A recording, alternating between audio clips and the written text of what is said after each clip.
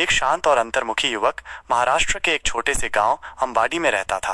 प्रकृति की गोद में बसा अंबाडी अपनी सादगी और शांति के लिए जाना जाता था। रवि का जीवन भी कुछ ऐसा ही था, सरल, शांत और ठहरा हुआ। वो अपने पिता, जो एक किसान थे, के साथ काम करता था। सुबह जल्दी उठकर खेतों में जाना, बीज बोना, फसल काटना और शाम को घर लौटकर माँ के हाथों का बना खाना खाना, यही उसकी दिनचर्या थी। बाहरी तौर पर रवि खुश दिखता था, लेकिन उसके भीतर एक खालीपन था। उसे लगता था कि वो इस साधारण जीवन के लिए नहीं बना है। उसका मन बेचैन रहता था, जैसे कोई अनजानी तलाश उसे पुकार रही हो। वह अक्सर गांव के बाहर नदी के किनारे बैठकर घंटों सोचा करता था।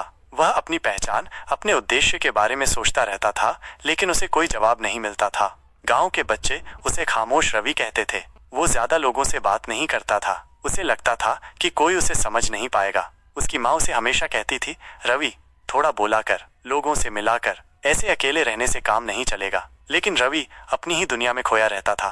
एक दिन गांव में एक साधु आए। उन्होंने गांव के बाहर एक पीपल के पेड़ के नीचे अपना डेरा जमाया। लोग दूर दूर से उनके प्रवचन सुनने आते थे। रवि भी एक दिन उनके प्रवचन सुनने गया। साधु ने जीवन के अर्थ, आत्मा की खोज और अपने आप को पहचानने के महत्व के बारे में बताया। रवि को लगा जैसे साधु उसकी मन की बात कह रहे हों। उसने साधु से अपनी उलझन के बारे में बात की। साधु ने रवि से कहा, बेटा, अपने आप को पहचानने के लिए तुम्हें अपने भीतर झांकना होगा। तुम्हें अपनी कंफर्ट जोन से बाहर निकलना होगा। दुनिया को देखो, लोगों से मिलो और अपने अनुभवों से सीखो। तभी तुम अपनी असली पहचान जान पाओगे। साधु की बातों ने रवि को एक नई दिशा दिखाई। उसने फैसला किया कि वो अपनी पहचान की तलाश में निकलेगा।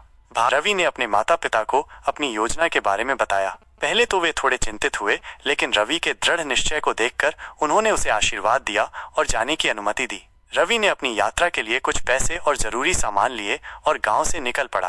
उसकी पहली मंजिल शहर था।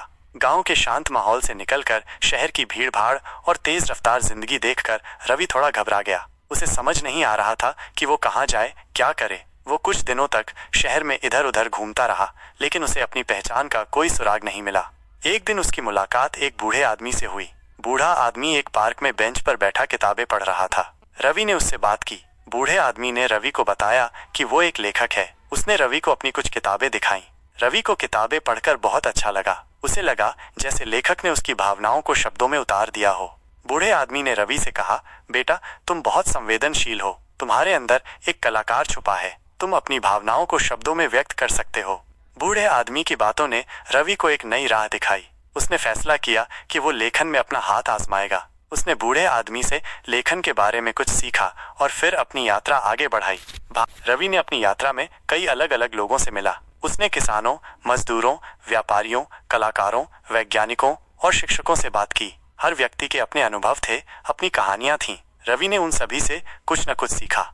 एक बार वो एक गांव में गया। वहां उसने एक स्कूल देखा। स्कूल में बच्चे पढ़ रहे थे। रवि को बच्चों को देखकर बहुत खुशी हुई। उसे लगा कि बच्चों को पढ़ाना बहुत अच्छा काम है। उसने स्कूल के प्रिंसिपल से बात की और कुछ दिनों के लिए स्कूल में पढ़ाने लगा।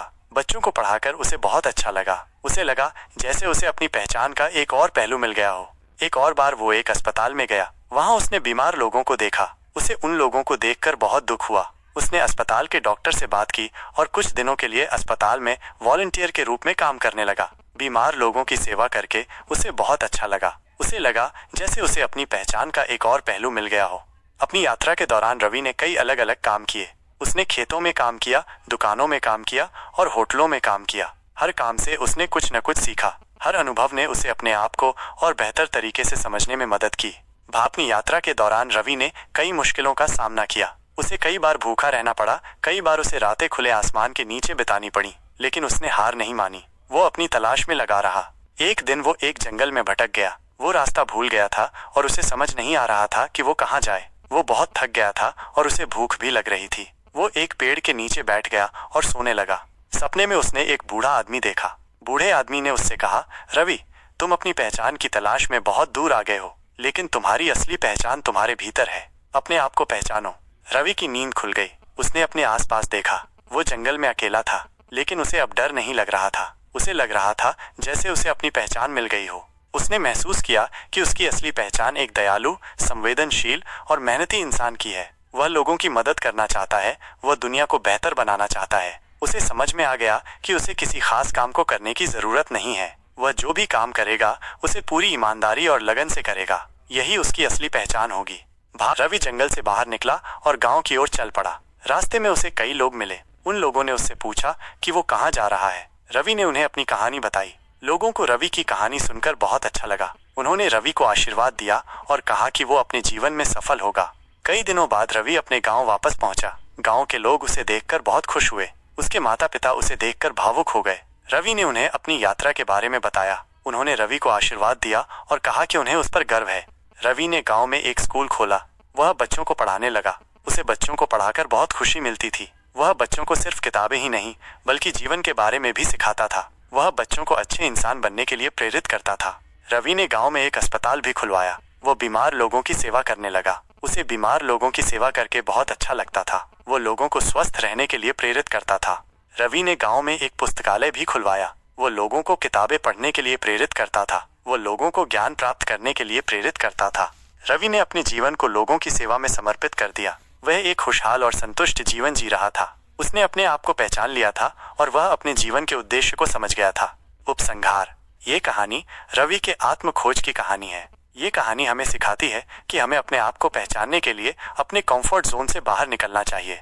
हमें दुनिया को देखना चाहिए, लोगों से मिलना चाहिए और अपने अनुभवों से सीखना चाहिए। तभी हम अपनी असली पहचान जान पाएंगे। और जब हम अपनी असली पहचान जान जाएंगे तो हम एक खुशहाल और संतुष्ट जीवन जी पाएंगे। अपने आप को पहचानना ही जीवन का सबसे बड़ा सत्य है।